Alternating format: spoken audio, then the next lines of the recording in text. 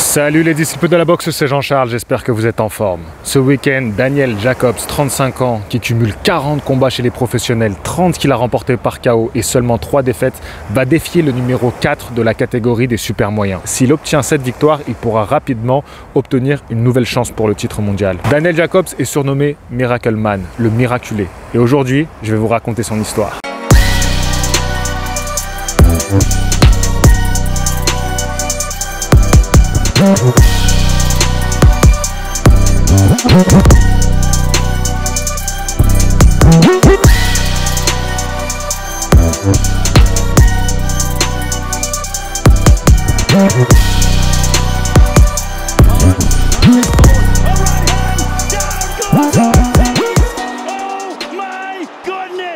Si vous souhaitez participer à un stage de boxe anglaise à l'étranger, je vous en parle en fin de vidéo. Vous pouvez aussi me soutenir en rejoignant cette chaîne. Vous payez 2 € par mois, ça me soutient énormément. Sinon, il y a le Utip, tout est en description de cette vidéo.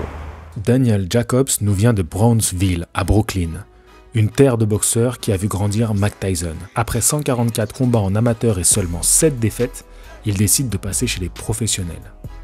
Écoutez bien, à 21 ans, alors qu'il n'a qu'une année chez les pros, il cumule déjà 12 combats, 12 victoires et 11 remportés par KO.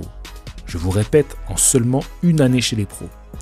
En 2009, il sera même élu prospect de l'année par 2 grands médias sportifs. Prospect de l'année, c'est-à-dire espoir de l'année. Malheureusement, en 2010, il va connaître sa première défaite chez les pros. Il aura alors 23 ans et face à lui, il y avait Dimitri Pirog, un très bon boxeur russe qui se retirera invaincu. Il faudra se remettre de cette défaite et pour ça, Jacobs va enchaîner 2 victoires par KO. Mais en 2011, on lui diagnostique un cancer osseux. Ça sera une terrible épreuve dans sa vie. Il devra vaincre la maladie, puis se remettre au sport pour se retailler un corps d'athlète. En 2012, 1 an et demi après l'avoir quitté, il remonte sur le ring et cette année-là, il obtiendra le comeback de l'année par Ring Magazine.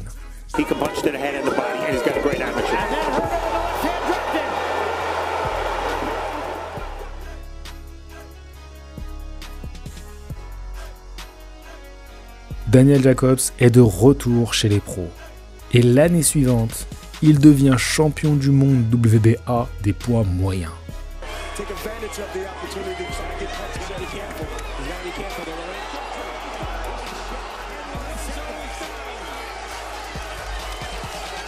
Le combat qui m'a personnellement marqué et qui le révélera aux yeux du grand public, ça sera son combat contre Peter Quillin. Peter Quillin que je venais de découvrir lors de son combat contre Hassan N'Dam, dans lequel il avait été prodigieux. Jacobs se débarrasse de Quillin en un seul round. Ce KO a fait le tour du monde. La suite, vous la connaissez tous plus ou moins. 2015, il va perdre son titre contre Gennady Golovkin. Un superbe combat que je me remate régulièrement. Et d'ailleurs, un petit extrait est dans l'intro de mes vidéos. Il tiendra tête avec honneur à Golovkin. À 31 ans, il réussit à redevenir champion du monde. Cette fois-ci, il prend la ceinture IBF contre Sergei Derevianchenko. C'était un titre vacant et Derevianchenko était alors invaincu. Même si ce combat est assez discuté, pour moi, c'est bien Jacobs qui l'a remporté. L'année suivante, il perdra son titre contre Canelo. Canelo va nous montrer des qualités défensives prodigieuses. Et c'est bien l'un des rares boxeurs qu'il ne va pas tenter ou réussir à briser physiquement. Jacobs va perdre ce combat-là au point. Par la suite, il décide de monter chez les super moyens. Il affrontera alors Julio César Chavez Jr. Chavez Jr. pèsera plus de 78 kg le jour de la pesée, c'est-à-dire que là on n'est plus en super moyen mais on est en mi-lourd.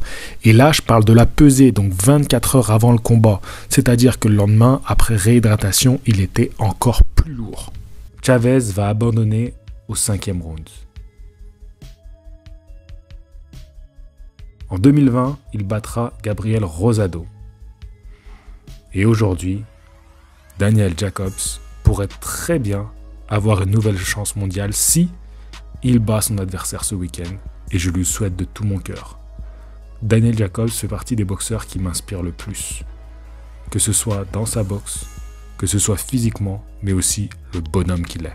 Quand j'entends les histoires de ce genre de boxeur, ça me remotive énormément. Surtout que Daniel Jacobs, il fait partie des physiques de boxeurs qui m'inspirent et que j'aimerais atteindre un jour. Tu vois, en termes de mec, il est sec, il est musclé, il est performant, il est bon en boxe. C'est un boxeur très appliqué. C'est vraiment de la boxe comme on l'aime, tu vois. Enfin, comme je l'aime en tout cas.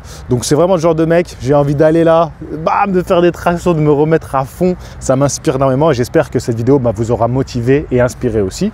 En parlant d'entraînement, de sport, de boxe, ça me fait une bonne transition avec nos stages qu'on organise à l'étranger. Je vous rappelle que on part pour New York avec Boxing Culture en mars. Vous pouvez vous inscrire, n'hésitez pas à aller sur le lien dans la description de cette vidéo. Ou alors, nous partons à Cuba avec Glory. Pareil, Glory Big Earth Hard Work, tout est en description de la vidéo.